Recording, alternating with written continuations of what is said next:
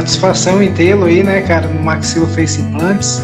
Parabéns aí pelas lives da semana, eu vi algumas, vi uma do Klaus, sensacional, do Jonathan, vi do Vanderlin. O tanto que a gente passa a conhecer e aprender é algo sublime, entendeu, cara? E você vê que as técnicas evoluem muito rapidamente, né? Até eu fiz uma pergunta hoje no Story lá, que deu bastante resposta. Você começa a cirurgia ortognática pela maxila ou mandíbula? Vamos falar sobre isso também. A gente faz pela mandíbula, mas vamos deixar essa parte assim, a gente vai explicando também. Legal.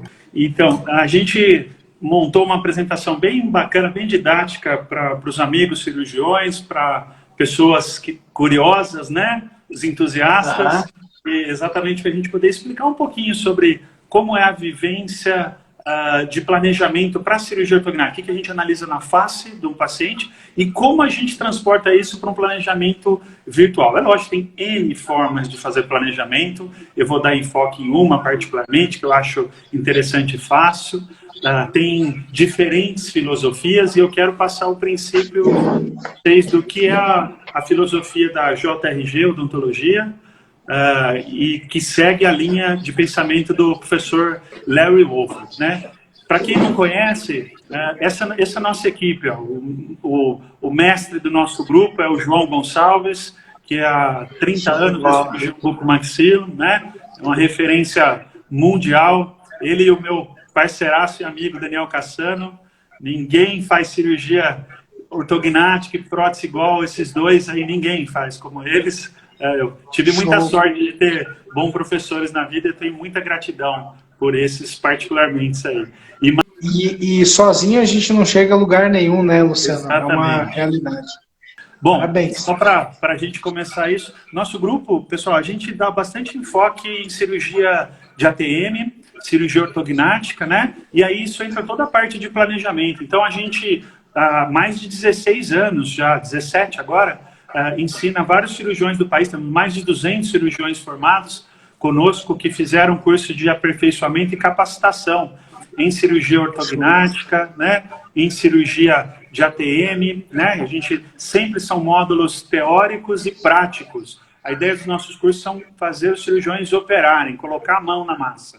E esse é o diferencial, né, da nossa equipe, da parte de conteúdo programático e principalmente da prática. A gente tem uma logística de anos, né? De anos de planejamento para fazer a coisa funcionar bem. Então, a ortognática, a cirurgia de ATM, um planejamento virtual, esse é um princípio que a gente vê que hoje está extremamente, não em moda, mas é extremamente importante. Vocês vão ver hoje isso, o que o planejamento virtual traz de vantagens para a gente no nosso planejamento, na cuidade do resultado, né?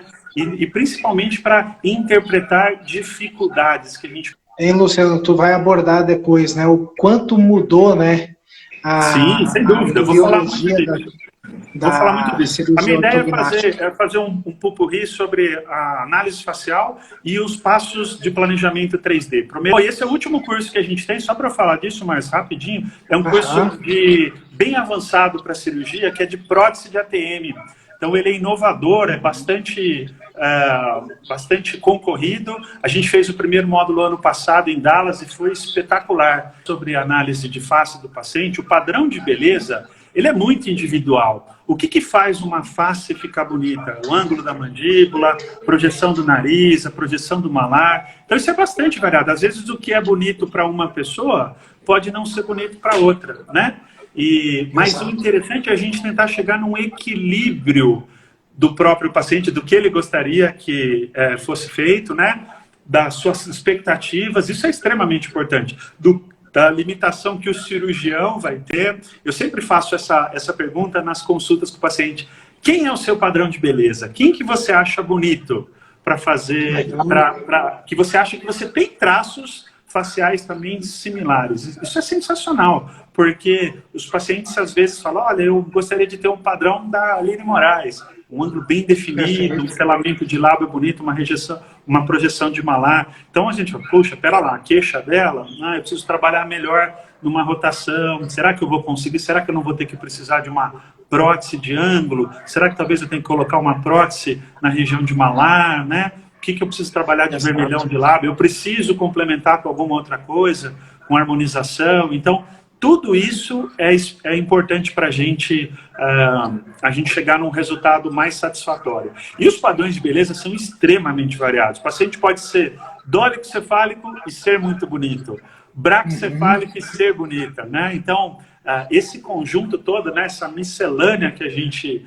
vê em padrões de beleza, é o que deixa a nossa parte tão legal, que é uma parte biológica, não é exata, e a gente quer tornar ela exata, né? Então, a gente tem que tentar levar o que é mais interessante, mais bonito para os pacientes, tá? Então, de novo, eu acho que o mais importante numa análise de face, para depois a gente evoluir para o planejamento 3D, é identificar traços faciais favoráveis e desfavoráveis no paciente. O que é bonito para esse paciente? O que faz a diferença nele? O que eu posso realçar? Então, hoje a gente fala muito em cirurgia ortognática com harmonização associada, né?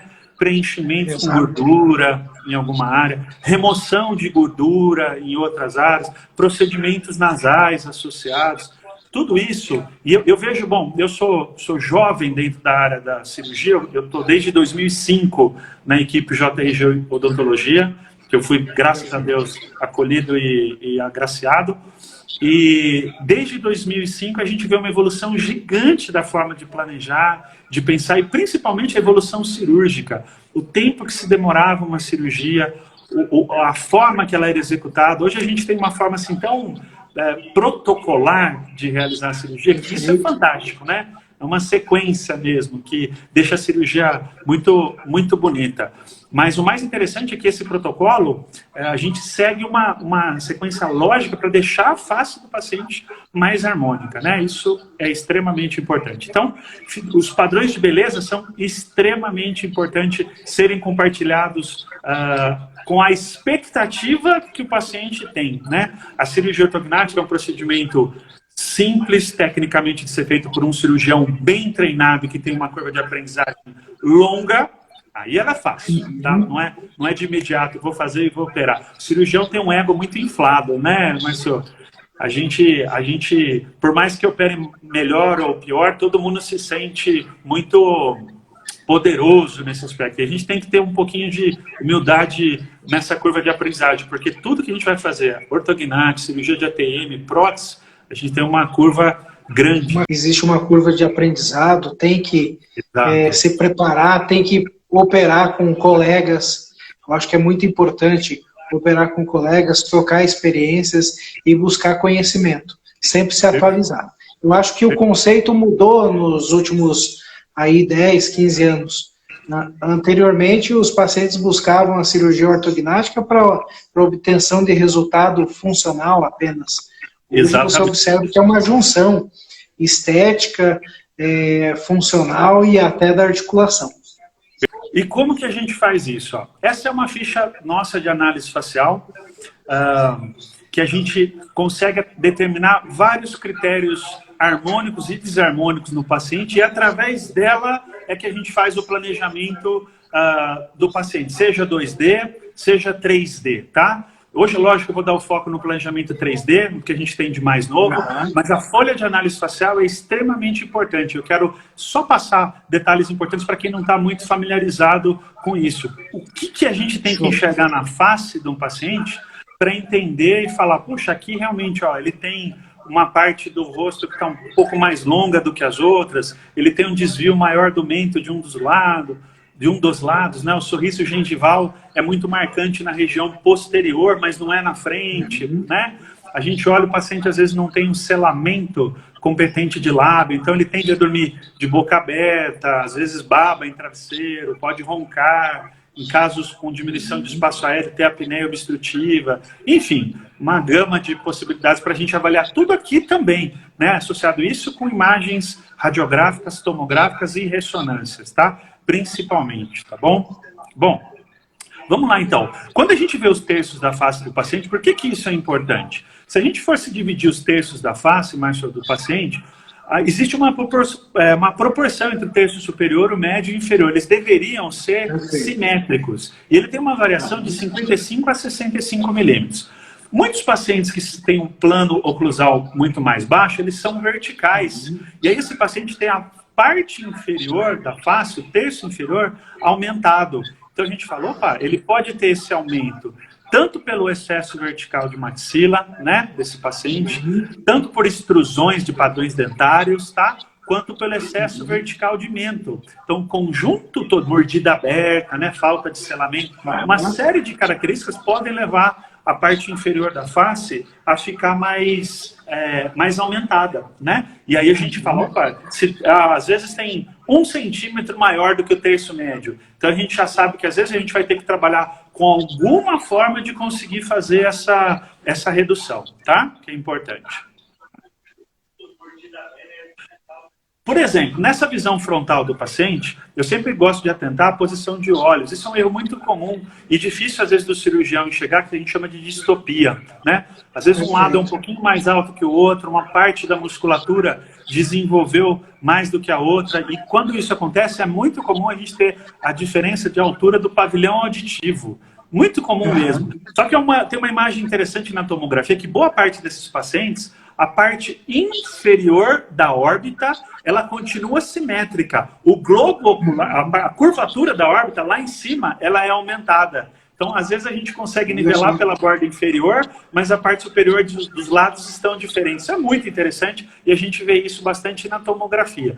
Mas isso é importante para a gente alinhar a face do paciente. E qual é a forma que a gente vai orientar? Ela vai ficar reta, girada para um lado, para o outro, né? A gente tem que orientar em função de plano bipupilar ou em função da sobrecorreção pela distopia. A gente mede também, Márcio, os comprimentos dos lábios do paciente, né? Geralmente o lábio superior, ele é metade do tamanho do lábio inferior. Então há uma proporcionalidade de 2:1 também, tá?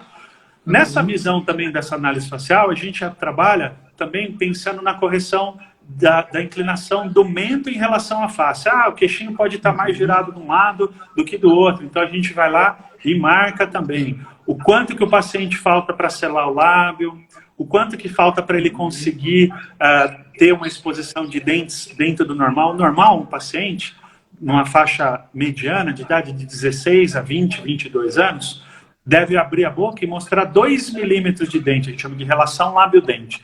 2 a 3 milímetros é considerado normal. Às vezes o paciente mostra muito mais. Então a gente considera ele com excesso vertical de maxila. E nós vamos trabalhar isso para corrigir e deixar o nível de sorriso dele dentro do que é considerado normal, tá?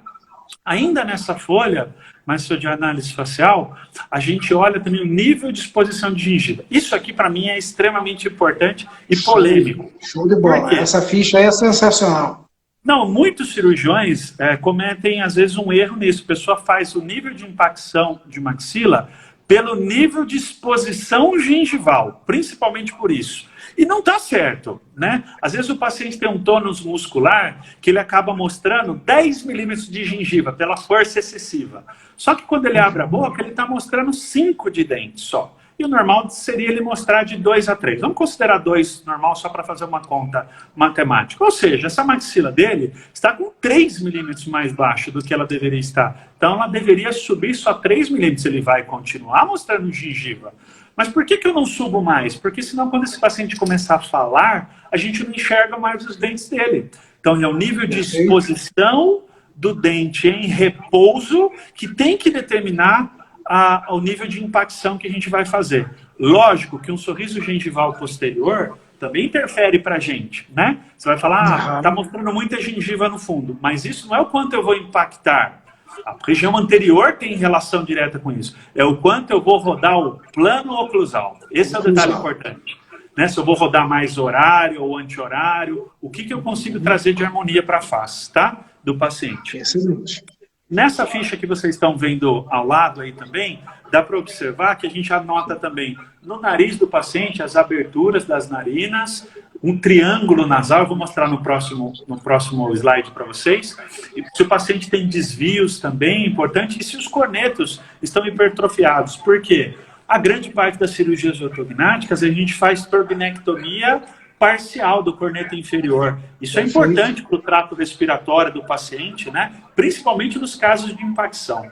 A gente anota também a padrão de rotação, o eixo Y do paciente. Por quê? Às vezes ele tem projetado mais de um lado do que do outro, e essa rotação de arcada precisa ser corrigido. E nada melhor do que fazer isso no planejamento 3D. O planejamento 3D para correções de assimetrias é o campeão dos campeões, tá? Palavra de quem já viu assim, uma curva de vários casos difíceis na cirurgia de modelo, e o que a gente vê no planejamento 3D, isso fica muito mais lógico e até intuitivo, tá? Anotamos também a linha média dos pacientes. Lógico, a linha média é um detalhe importante. O paciente tem que terminar com sorriso com a linha média centralizada com a face, né? Desvios da linha média dentária inferior com aumento. Por quê? Isso é uma coisa muito difícil que a gente sempre conversa com, principalmente com os ortodontistas, né, Márcio? Márcio, você faz orto também? Também. Hoje não, também, né? Eu tenho a especialização em ortodontia, mas legal. Não dá tempo mais de executar a técnica, cirurgia, né? Implante, sim. Mas é interessante porque... Por que eu falei disso? Porque muitas vezes a gente conversa com o ortodontista de um dos detalhes do segredo do preparo ortodôntico, né? É tentar deixar a linha média dentária inferior coincidente com a linha média do mento. Independente se a mandíbula está aqui do lado. Porque quando a gente corrigir a linha média dentária inferior, o eixo Z e a rotação de arcada, a gente já tem uma simetria melhor, porque correção lateral do mento nunca é fácil, é mais difícil para o cirurgião nesse sentido, não de executar, mas de ter uma boa previsibilidade da resposta do tecido mole, tá? Honestamente falando. Então, às vezes, grandes mudanças, por mais que a gente faça o alisamento de base, pode não ter uma repercussão no lateral igual do tecido mole. Aí você fala, faltou alguma coisa aqui, né? Então, se a gente centralizar, isso tem uma característica muito importante, tá? E aí a gente já aproveitando, qual é a tolerância máxima que você, na sua experiência cirúrgica, hoje de uma linha média tolerável de finalização cirúrgica? Com mento, você fala? Isso. Com mento em torno de 2 a 3 milímetros, ainda legal. Perfeito. Mais do que isso, a gente já começa a ter um pouco mais de dificuldade, tá? Honestamente. Nessa ficha ainda, a gente vê o padrão do paciente do perfil, tá? Então, por exemplo, o que a gente tem que ver no perfil? Repercussões da maçã do rosto, se ele tem uma deficiência na região infraorbitária, se ele tem deficiência na região de malar, se ele tem deficiência na região paranasal, e os padrões de análise do padrão de perfil dele, o A-linha, lábio superior, lábio inferior e POG-linha. Tudo isso é importante para a gente determinar o quanto de avanço ou recuo a gente vai fazer no paciente. Então vamos ver o que é considerado normal nisso, tá? Se a gente usa como padrão de análise o plano de Frankfurt. Frankfurt de tecido mole. Isso eu quero deixar bem claro, porque isso gera uma confusão muito grande e tem sempre uma discussão. E esse é um assunto que você sabe mais do que ninguém, mas só que eu gosto muito. Por quê? Exato. Quando a gente... primeiro, o plano de Frankfurt foi determinado primeiro em tecido mole. É a região superior do tragus com a região inferior da órbita palpável. Depois que foi criado o plano de Frankfurt ósseo, que é da região orbital, a região superior do meato acústico externo, ponto póreo, tá? Só que a gente vê que esse plano de Frankfurt paralelo ao solo é o padrão que a gente consegue ter melhor posicionamento reprodutível para uma análise de face do paciente. Por exemplo, quando eu coloco um paciente de lado e eu falo para ele, fique na posição natural de cabeça, ele nunca vai repetir a mesma posição natural de cabeça todas as vezes, porque ele pode estar confortável aqui, mas daqui a pouquinho, meio milímetro para cima, ele está confortável também. Tá? Então, é difícil a posição natural de cabeça ser precisa. Além do que, boa parte dos pacientes que têm alteração esquelética tem alteração postural. Então, esse paciente pode ter desvios cervicais, espaço aéreo diminuído, ele pode fazer uma própria compensação natural da desarmonia dele. Geralmente, quem tem o queixo muito torto para cá, corrige a posição de cabeça, né? Geralmente, quem tem a mandíbula muito jogada para frente, a pessoa acaba se curvando para deixar a mandíbula chamando menos atenção. Então, a forma de determinar o plano de Frankfurt paralelo ao solo, franco de tecido mole, ela é reprodutível, minimiza índices de erros e o padrão que a gente tem de análise é mais fiel. E isso não é novidade, pessoal. Tem um capítulo de livro aqui do professor João Gonçalves, meu sócio, junto com o professor Wolford, eu indicaria para todo mundo, pessoal. É o capítulo 74 do livro Maxillofacial Surgery, do Peter Brennan, sensacional. É um capítulo novo, e esse é um capítulo grande, tem mais de 70 páginas, e ele fala sobre planejamento cirúrgico em cirurgia ortognática e avaliação de estabilidade. Então ele é sensacional, uma obra-prima, honestamente falando, para quem tem interesse em aprofundar um pouquinho. Eu posso colocar depois a referência no final da live, mas para quem tem interesse de acompanhar isso, porque realmente assim... ele é muito legal sobre a filosofia do professor Larry Wolford, associada com o pensamento crítico do professor João Gonçalves, que é um monstro na área de avaliação pós-operatória, né? Uma referência mundial nisso. Então, acho que vale muito a pena investir muito tempo, porque tem um beabá da cirurgia ortognática ali, tá? Nesse livro, o capítulo 74, como eu comentei, tem uma referência, que é a referência número 7 dele. E o autor se chama Houston. E ele já fala por que o plano de Frankfurt, de tecido mole, tem que ser referência como padrão. Que ele entra em correlação com a posição natural de cabeça, tá? Mas por que você não usa a base do crânio? Por que você não usa 8 milímetros à frente da glabela ou a região de naso? Porque vocês vão ver até a interpretação de face, boa parte desses pacientes tem alteração do comprimento da base do crânio. E eu gosto de fazer muito esse desafio com os alunos quando a gente está dando aula de cefalometria. Porque a gente pega a cefalometria e está calculando um SNA de um paciente, estamos usando um Steiner, estamos calculando um ANPERP de McNamara, e um deles está falando que a maxila está retruída e o outro está falando que ela está, no mesmo paciente, que ela está protruída. A gente fala, como? Por quê? Como que pode dar diferente isso se eles estão usando um padrão cefalométrico? O que é considerado normal?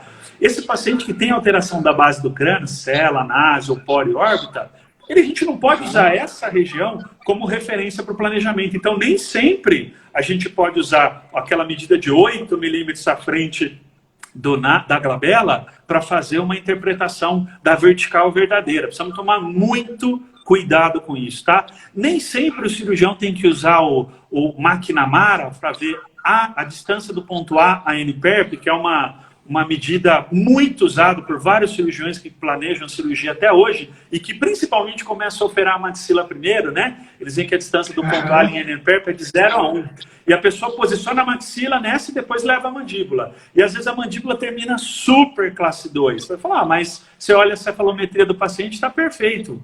Mas a cefalometria não é importante nesse aspecto, né? É o padrão que a gente vai ver da análise do tecido mole. Então, essa imagem desse slide que eu estou mostrando para vocês é importante, porque ela está mostrando o Frankfurt de tecido mole do paciente, a região superior do tragus e a região inferior da órbita palpável. Vertical a ela, uma vertical verdadeira, passando no subnasal, é que a gente vai conseguir mensurar o quanto que o A linha, o ponto mais anterior, mais côncavo da região anterior da maxila está para trás, o quanto o lábio superior e inferior e o quanto o pogônio estão para trás. Então, o que é considerado normal? Normal é a gente acertar o paciente o plano de Frankfurt paralelo ao solo, passar a vertical verdadeira que passa no subnasal e o A' do paciente tem que terminar em 0. O lábio superior fica mais 2 para frente para dar um bico, uma pequena projeção. O lábio inferior em 0 e o pogônio fica de 0 no homem a menos 2 para a mulher. Tem uma variação de 0 mais ou menos 2, tá? Mas 0 a menos 2. Isso traz um perfil reto, harmônico, bonito para a face do paciente, tá? Por exemplo, olha essa paciente. Se a gente olhar ali, ó, observe que ela está com uma linha bem fininha vermelha marcada, que é o plano de Frankfurt. E a perpendicular a ela, uma subnasal. Observe que o subnasal é onde termina a curva do nariz e começa a curva do lábio, tá? Então, a maxila dela, o ponto A está bem para trás dessa linha. O lábio superior está um pouco mais para frente. O lábio inferior está um pouquinho mais para trás, né? E o pogônio está muito lá para trás. Quer dizer, o quanto que essa paciente tem uma retrusão de mandíbula importante, né? Olha esse paciente, se a gente fosse olhar em números agora, ó, olhando em números. Plano de Frankfurt paralelo ao solo, e o ponto A dele está 7 milímetros para trás. Quem faz cirurgia ortognática sabe que fazer um avanço de 7 milímetros de maxila é um ótimo avanço.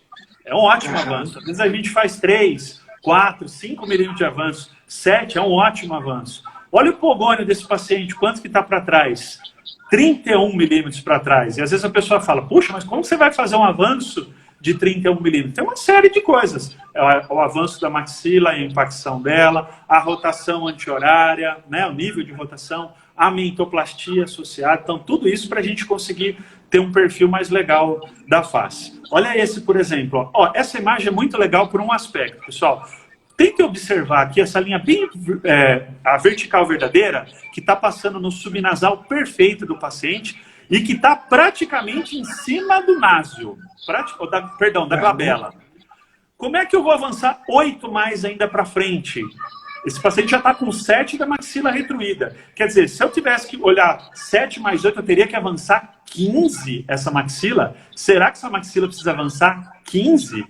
Entende o que eu estou querendo dizer? Quer dizer, o padrão de análise facial, a posição de cabeça para a interpretação, ela é diretamente responsável pelo resultado estético que a gente vai ver, que eu vou mostrar já para vocês, tá? Então, um paciente como esse tem 7 de retrusão de maxila, uma boa retrusão, e 28 de retrusão de mandíbula, que é uma super retrusão. Quer dizer, um paciente que com certeza tem dificuldade respiratória, né? Possível apneia obstrutiva do sono, lógico, jovem, magro, mas tem uma probabilidade maior pela própria restrição, né? Olha essa outra paciente, ó, mesma coisa, né? Uma retrusão importante de maxila e retrusão importante de mandíbula. Então, tudo isso é muito prático da gente olhar para tentar fazer um protocolo de acertar essa interpretação. E não é difícil. Como é que a gente faz essa análise, Márcio? Sempre. A gente faz ao vivo com o paciente, fazendo as mensurações, tá? A gente faz fotografias e refina, faz as mensurações na fotografia, e a gente ainda refina no planejamento 3D. A gente vai importar o tecido mole e a gente pode usar régua para medir exatamente. Então, eu não olho de primeiro e falo, a maxila está 6 retruída. Eu vou fazer uma combinação dessas 3 possibilidades, análise facial, fotografias e refinamento 3D, para chegar no meu valor exato de quanto que o paciente precisa fazer de mudança de face. Isso é muito, muito, muito importante, tá? Então vamos ver um exemplo rapidinho disso que a gente viu para a gente começar a explorar o 3D, ó. Essa é uma paciente, ó, dólico-cefálica, né? O terço inferior dela está aumentado comparado com os outros terços, né? A gente vê que ela tem dificuldade de selamento labial, ou seja, selamento labial incompetente, exposição excessiva dos incisivos, né? Quer dizer, o espaço interlabial dela está com certeza aumentado, né? Isso é muito importante, tá? Olha só, a gente olhar ela no perfil, no frontal, perdão, a gente vê que ela tem um desvio importante lateral para o lado esquerdo. Tem 5,5 milímetros de desvio, né? Isso não é pouco. Quer dizer, é um paciente que com certeza deve ter alguma alteração também do eixo Z. Um lado desenvolveu mais do que o outro. E isso precisa ser corrigido com a cirurgia. O comprimento do lábio dela, superior está com 19 milímetros, o inferior com 38. Legal, está na proporção, 2:1, tá certinho. Mas olha quantos milímetros falta para ela selar o lábio? 8, quer dizer, o espaço interlabial dela está de 8 milímetros. Como é que a gente vai fazer ela selar o lábio? Fazendo a impacção de maxila, às vezes fazendo redução vertical de mento, às vezes trabalhando no vermelhão do lábio, na sutura, tudo isso tem relação direta. O overbite, o nível de overbite e overjet. E a relação lábio-dente dela, Márcio, está bem grande, ó, tem 8 milímetros. Bastante. Quer dizer, na faixa etária dela, era bem jovem aí, quanto que está de excesso? Pelo menos 6. Maravilhoso. Então nós vamos impactar no mínimo 6 milímetros essa maxila. No mínimo não. Vamos impactar 6 milímetros para ela ter uma repercussão do nível de exposição, tá? Lógico que o nível de avanço também tem repercussão estatística de quanto que a gente vai impactar, porque o lábio muda nisso. Mas isso a gente aprofunda muito nas aulas e nos cursos, tá? Olha o sorriso dela. É uma moça muito bonita, tem traços faciais muito, muito bonitos, mesmo bem refinados, e a gente vê uma pequena inclinação do eixo Z. Então, do lado dela à direita, ela mostra 5 milímetros de gengiva, e do lado esquerdo, 3, tá? E a gente confirma isso pelo eixo Z. Ó. Se a gente for olhar, o lado esquerdo dela tem um cante, né, uma inclinação do plano oclusal no sentido transversal, que o lado esquerdo dela está de 2 a 3 milímetros mais alto, até essa proporção na distal do canino, região de pré-molares. Então, tudo isso a gente vai refinar bastante, né, para corrigir depois na face do paciente. Olha o perfil, essa imagem é sensacional. De novo, uma paciente com traços faciais muito bonitos, tá? Muito bonitos mesmo, mas se a gente vê que a maxila dela tem uma retrusão importante, está 5 milímetros para trás de onde deveria estar. Não é pouco, né? Bastante 5 milímetros para trás. E o pogônio dela, ó, 17. Poxa, 17 milímetros, quase 2 centímetros de retrusão. Então você imagina a diferença do ângulo. Lógico, de novo, jovem, magra, provavelmente ainda tem um padrão respiratório bom, mas tem uma falta de crescimento antero-posterior de maxila e mandíbula, que poderia ter sido corrigida cirurgicamente. Analisando a face dela, ela tem um pequeno desvio da linha média dentária da maxila e da mandíbula de 2 milímetros, ambos para o lado esquerdo, tá? Esse é o padrão de oclusão dela. E as imagens radiográficas que a gente vê. Só para a gente mostrar tudo que a gente analisa para fazer o planejamento 3D, né? Olha, essa imagem de perfil da tela é espetacular. Não só para analisar inclinações de dentes, não só para analisar padrões de alteração de base, mas principalmente para a interpretação do espaço aéreo, o naso-buco-faringiano. Pouca gente ainda sabe disso, mas não leva isso em consideração. Planejar a cirurgia também em função da rotação que a gente vai fazer e em função do espaço aéreo. Porque às vezes você tem um paciente super classe 3 que você precisa fazer um recuo grande e você pode comprometer demais o espaço bucofaringiano dele. Então é importante demais a gente trabalhar associando isso, nível de avanço e recuo em função do que a gente viu na análise de perfil, mas levar em consideração a rotação de plano oclusal, principalmente também por causa do espaço aéreo do paciente. Uma vez que você avança, né, a mandíbula dela, o benefício que o paciente tem na respiração e vários fatores. Então, é o benefício da cirurgia ortognática e o planejamento. Excelente aí o planejamento que você institui pelo protocolo. Muito bom, parabéns. Obrigado. Vamos lá, vamos mostrar como é que a gente faz isso. Então, ó, tudo que a gente viu na face daquela paciente, a gente acabou de anotar aqui. Esse é o nosso gabarito das alterações matemáticas que ela tem. Isso que a gente vai trabalhar corrigir. Então vamos lá, uma vez que a gente fez a análise do paciente, a gente pede uma tomografia de face para fazer o planejamento total. Como que faz essa tomografia? Isso é muito, muito importante, a gente vê muito erro nisso, Márcio. Primeiro, a gente tem que pedir uma tomografia que a gente chama de uma tomo de face total, não é só da região de maxila e mandíbula, ela tem que pegar a face total, vindo aqui desde a região inferior do hioide, tá? Até a região superior do seio frontal. E da frente, ela tem que passar o tecido mole do nariz e pegar a região cervical, para aparecer as vértebras. Porque a gente tem que ver o tecido mole do nariz, a gente tem que conseguir enxergar a curvatura de vértebra, também para ver o espaço aéreo do paciente. A gente tem que enxergar a região do hioide para não cortar a base no mento, tá? A gente tem que enxergar a região superior do frontal para ter a curvatura do nariz também, que a gente vai fazer a mudança. Então a gente chama de Field of View Large, o FOV Large. Esse é um protocolo que toda vez que o paciente vai fazer tomografia, a gente entrega para ele, fala, leva no centro que você vai fazer essa tomografia de face total, que a gente gostaria que fizesse desse jeito. Como que o paciente vai fazer? O paciente sempre vai estar em relação cêntrica, com os lábios relaxados, sem forçar, tá? Mordendo. Às vezes a gente faz um pequeno registro de mordida bem fininho, tá? Muitas vezes a gente faz isso, honestamente, para o paciente morder na relação cêntrica e manter o lábio dele relaxado. Selando ou não, dependendo do tônus muscular que esse paciente tem, tá? Mas isso é extremamente importante. E de preferência, com plano de Frankfurt paralelo ao solo, para ficar mais fácil orientar. Nem sempre ele vai, às vezes o paciente vai fazer deitado, e aí esse plano de Frankfurt tem que estar perpendicular ao solo, tá? Mas o que a tomografia é importante para a gente? A tomografia vai nos determinar depois um arquivo que se chama DICOM. Muita gente fala, o que é o arquivo DICOM? O que significa o DICOM, né? O DICOM nada mais é do que uma nomenclatura criada já há muito tempo, em 83 já, mas não é novo.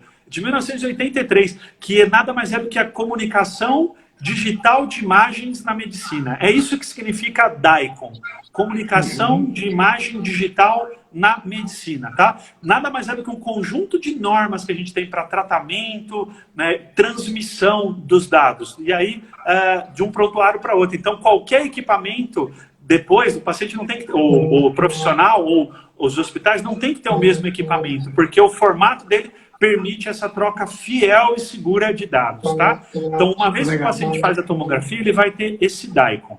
Além disso, ele vai fazer um escaneamento da boca dele, seja intraoral, tá? Por scanners intraorais, que hoje está muito fácil de ser feito, ou seja, através do modelo desse paciente, um scanner de mesa. Isso vai gerar para a gente, o mais importante, é um arquivo que a gente chama de STL. Fala, é o STL que faz imprimir o 3D?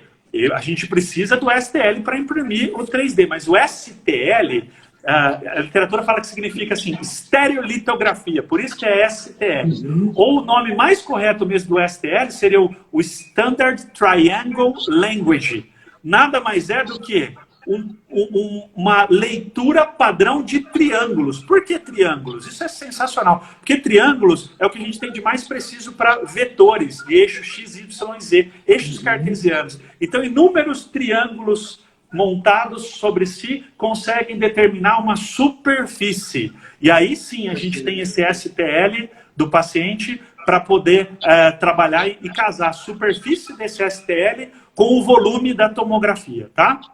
Bom, uma vez que a gente faz o planejamento, aí a gente vai usar uma impressora 3D para seja para imprimir o modelo do paciente, seja para criar uma prótese, mas também para fazer o que a gente chama de guia cirúrgico em função do planejamento. Então essa, por exemplo, é uma impressora que a gente tem muito boa de mercado, que vão gerar esses tipos de guias, seja as guias intermediários, guias finais, tá? Goteiras palatinas. Então o planejamento a gente faz assim, pessoal, vamos ver um caso real.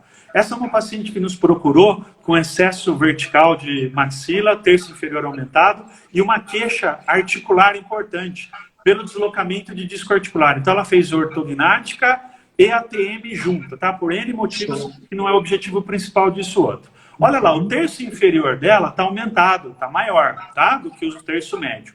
A gente olha lá, o comprimento do lábio dela, olha que o superior é muito grande. Geralmente o dólico cefálico, quando ele tenta esconder o sorriso gengival, o lábio fica mais grosso, fica mais aumentado. Tem um ligeiro desvio do mento de 2 milímetros para um dos lados, e o espaço entre o lábio dela é 7 milímetros, ou seja, falta 7 milímetros para ela conseguir selar o lábio, né? A gente precisa trabalhar com reduzindo o vertical de mento, impactando a maxila e dando um overbite adequado. O nível de exposição dela é de 5 milímetros, Marçom, então a gente vai impactar 3, tá? 5 de exposição, ok? Mas o sorriso gengival dela, ela mostra 10 milímetros de gengiva. Uou! Ela vai continuar mostrando gengiva depois da cirurgia?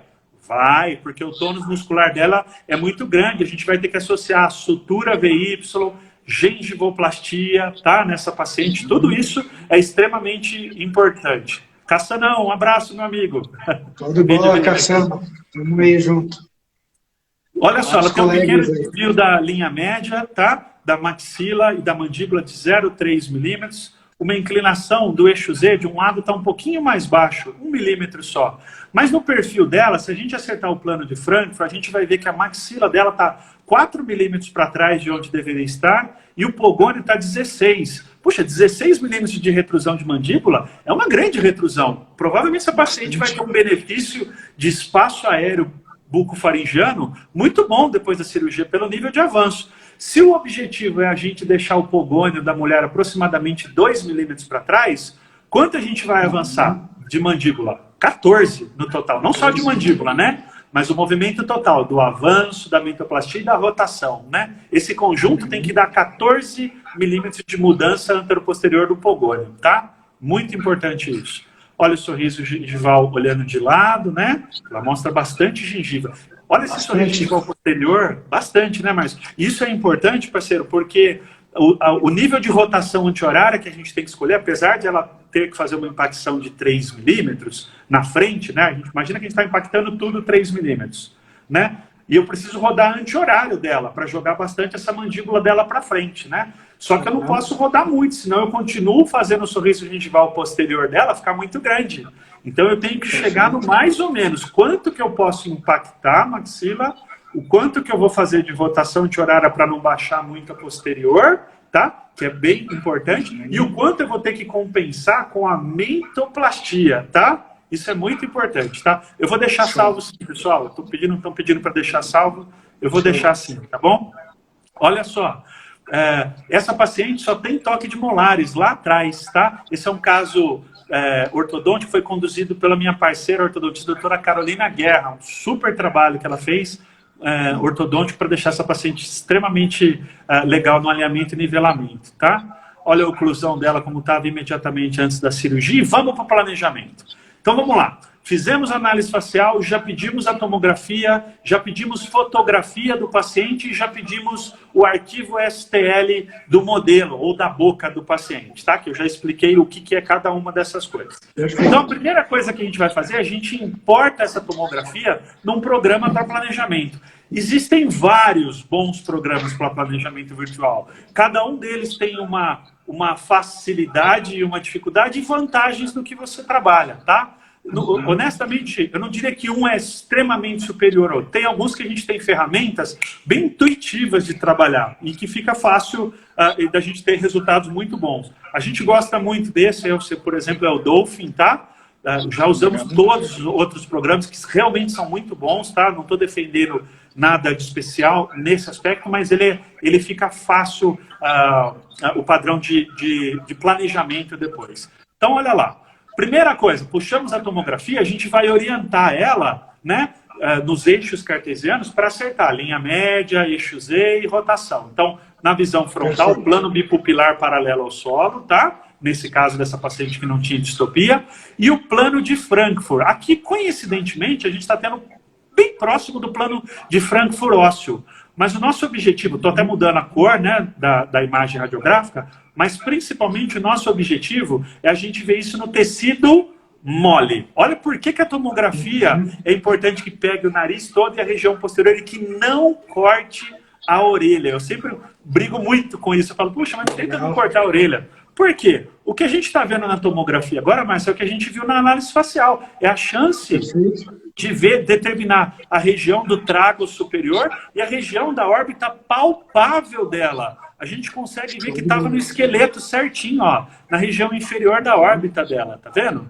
Então, quer dizer, é um ponto extremamente reprodutível, tá? Isso é importante. A gente não está considerando a base do crânio como referência, ok? Bom, vamos lá. Além disso, a gente importa do paciente fotografias, tá? Posso puxar uma fotografia 2D ou 3D, que hoje a gente faz perfeitamente fotografia 3D. E agora sim a gente vai casar os dados do modelo ou dos dentes do paciente com a tomografia. A gente vai fazer um alinhamento de um modelo de volume com uma superfície. Esse é o segredo principal para evitar erros. Isso não é fácil fazer e precisa ter uma cuidado muito importante, porque às vezes um desvio de 0,5 milímetro, 1 milímetro, 2 milímetros de linha média, você estraga a sua cirurgia inteira. Então, esse alinhamento da posição dos dentes que a gente faz por um método de overlay ou side by side, tem várias formas de fazer isso. Essa forma que vocês estão vendo pintada em vermelho se chama color map, tá? É para a gente ver a área azul, onde ele está ficando bem proporcional ao do que era na parte óssea e na parte de tecido mole, tá? Isso é muito importante. A gente faz em cima e embaixo. Depois disso, a gente determina a imagem radiográfica. A gente vai construir uma radiografia panorâmica. Mas eu posso construir uma tele, eu posso construir o que eu quiser, na verdade, com essa imagem, tá? E aí sim, a gente vai começar, a preparar a parte final. Então, uma das primeiras coisas que a gente vai fazer é o setup, que nada mais é do que uma configuração. Vamos desenhar as áreas que a gente vai trabalhar. Côndilo do lado direito, côndilo do lado esquerdo, maxila, olha só. Por exemplo, agora a gente está a gente está cortando, é o crop. A gente está deixando a parte esquelética e estamos tirando o dente da tomografia e deixando só o dente do modelo ou da boca do paciente, que é o mais fiel, que tem um encaixe muito melhor, tá? A gente faz isso para a parte superior para inferior também. A gente limpa agora, chama clean up, tá? Depois disso, a gente vai desenhar as osteotomias, Lefort, segmentado ou não, tá? Dependendo tudo que vai ser feito. Por exemplo, esse é um caso que a gente está desenhando, ó, uma forma segmentada, tá bom? Aí essas osteotomias a gente vai desenhar sagital do lado direito, sagital do lado esquerdo, tá? O mento, e depois determinar pontos anatômicos, as landmarks, os pontos de referência, para ficar fácil a movimentação desse modelo virtual em função de um ponto anatômico. Então, a gente acabou de criar aqui um modelo virtual real do esqueleto do paciente. Esse é o segredo da cirurgia. Então, foram vários passos de preparo para a gente chegar aqui. Então, vamos lá, vamos corrigir agora. Ó. Primeira coisa, essa paciente estava com desvio de 0,3 milímetros, tá? 0,3 milímetros da linha média para um lado. A gente vai jogar ela para o outro, ó. Mudou um pouquinho lá, 0,3 da parte da maxila, só da maxila. Ah, o eixo Z estava 1 milímetro mais alto do lado esquerdo, a gente vai abaixar do lado direito um pouquinho, tá? 1 milímetro, medido. Ah, ela tinha uma rotação de arcada, o eixo Y, a gente vai lá e corrige o eixo Y, ó. Faz uma pequena correção. Eu acho que aqui está pequenininho para vocês verem, mas a gente ensina tudo isso nos nossos cursos de planejamento virtual e no curso de cirurgia ortognática. A mandíbula agora, parceiro, faz a mesma coisa. A gente corrige linha média, corrige eixo Z do paciente e corrige a rotação de arcada. Então, a rotação estava com um pequeno desvio, a gente vai lá e corrige. Ó. Faz uma correção em cima do IO, tá? Agora sim, ficamos nessa posição. Agora a gente vai colocar de perfil. Observe essa imagem que é importante. Ó. Tem lá embaixo desenhado 3 linhas. Que está dando uma... Entre elas está com um espaço escrito 10 milímetros, a outra tem 4. Está bem pequenininho para vocês. Ou seja, 14. No final, o aumento dela vai ter que terminar tocando ali naquela região. Mas, senhor, 14, porque é o que ela estava 16 para trás. Só que eu, particularmente, achei que nela o sulco mandibular não estava muito bonito, estava muito reto. Então eu gosto de planejar, nós gostamos de planejar um avanço de mento que às vezes uma curva da projeção do mento de 4 a 6 milímetros, essa unidade da relação do mento em relação à inclinação do incisivo, fica harmônico e traz um sulco mandibular muito, muito bonito. Esse é quase o padrão cefalométrico que a gente tinha, um NB igual a 22 graus, ou um NB igual a 4 milímetros, tá? Gosto desse número para trabalhar, que fica bem suave e fica muito bonito. Ou seja, por que eu estou falando isso? Porque eu desenhei 3 linhas diferentes. Uma é onde está tocando o mento, a outra 10 milímetros à frente, que é onde eu vou fazer a rotação da mandíbula, eu vou parar onde ela tocar em 10 milímetros, e os outros 4 milímetros vai ser o avanço do mento. Para dar um sulco mandibular e ficar bonito. Ou seja, ela vai fazer os 14 que a gente precisa, associando rotação da mandíbula, avanço e mentoplastia, tá? Todo esse conjunto para ficar bonito na face. Então, olha lá, primeira coisa que a gente fez, ó, avançou a maxila dela, estava 4 para trás e 5 para baixo, a gente vai avançar 4 e impactar 3, olha lá. Vou voltar para vocês verem, ó. Dá para ver? Dá para ver. Excelente. Legal. Agora a gente encaixou os dentes, ó, bom overbite, bom overjet e toque de molar. Observe que nessa posição agora a gente vai rodar no ponto A até o pogônio zerar naquela posição de 10 milímetros. Aqui eu acabei de fazer a rotação anti-horária do plano oclusal, tá? Agora a gente vai fazer a mentoplastia, 4 milímetros de avanço, e a redução vertical até ficar com o padrão matemático proporcional para o paciente, e depois a gente corrige segmento proximal direito, segmento proximal esquerdo do paciente, tá? E a correção de tecido mole. Acabamos de fazer o planejamento dela. E agora a gente vai visualizar como era e o que a gente vai mudar na face, para deixar o perfil bem reto, tá? De um lado, do outro, na visão frontal. E, por fim, quando tudo isso está feito, o mais interessante é aqui, ó. Agora a gente acabou de fazer um planejamento super detalhado da cirurgia, corrigindo todos aqueles valores que a gente viu na ficha de análise facial. E agora na cirurgia a gente vai usar um guia cirúrgico, chamado guia intermediário, com a maxila não operada e a mandíbula operada. Então a gente vai levar só a mandíbula para a posição, ou seja, ela já está levando o resultado final da cirurgia. É esse guia. Chega na hora, a gente faz a mandíbula primeiro, para quem opera a mandíbula primeiro, tá? E para quem opera a maxila primeiro, faz invertido. E o que aconteceu com a face dela? Vamos ver o antes e o depois, ó. Então o selamento labial dela agora é competente, né? Ela já tinha os traços faciais muito bonitos, mas agora ela refinou a beleza dela, né? Então a gente vê o terço inferior mais proporcional, o rosto que era muito pontiagudo fica mais trapezoidal, que é um sinal interessante, o selamento do lábio competente, o nível de exposição de incisivo superior dentro do normal, 2 a 3 milímetros. Quando ela sorri, ela tem que mostrar menos gengiva, né? O eixo Z dela agora retificado, né? Para ficar com um padrão bem legal. Olha o perfil dela, que bacana, um perfil mais reto, né? Um perfil mais harmônico. Imagina o comprimento do ângulo pescoço, o ganho que ela teve no espaço aéreo, além da estética, né? E o ângulo dela, como ficou bem marcado. Ó. Se a gente colocar o plano de Frankfurt de novo desenhado lá, olha como o perfil dela, a gente vê o pogônio 2 milímetros para trás da posição de onde deveria estar. Olha no sorriso dela, né? 45 graus, sorriso gengival posterior e a oclusão dela. O resultado final de oclusão. Melhorou bem o sorriso gengival, né, Luciano? Super, né? Porque ela mostrava muito sorriso posterior. Normal é mostrar até 2 milímetros de gengiva, né? Então a gente tem um planejamento que a gente consegue ter um resultado oclusal muito bom. Valeu, parceiro. O resultado oclusal muito bom, né? Avaliando uma cirurgia ortognática com ATM junto, tá certo? Então essa é a ideia, é a gente associar dados da análise facial de uma forma bem sistemática, metódica, anotando na folha, fotografias e o planejamento 3D, essa tríade, para a gente finalizar isso fazendo um planejamento passo a passo, como eu estou mostrando para vocês. Tá certo? Acho que a gente podia deixar esses minutinhos finais aí para perguntar, né, parceiro? Eu acho que sim. Cara, eu vejo que é uma soma de fatores, né? Desde o momento que o paciente chega no consultório, faz uma entrevista com o paciente, coleta todos os dados, pela minha percepção, aí no grupo da JRG, tudo é um contexto inicial, você acaba avaliando o paciente já na primeira consulta, pelo que tu me passou já.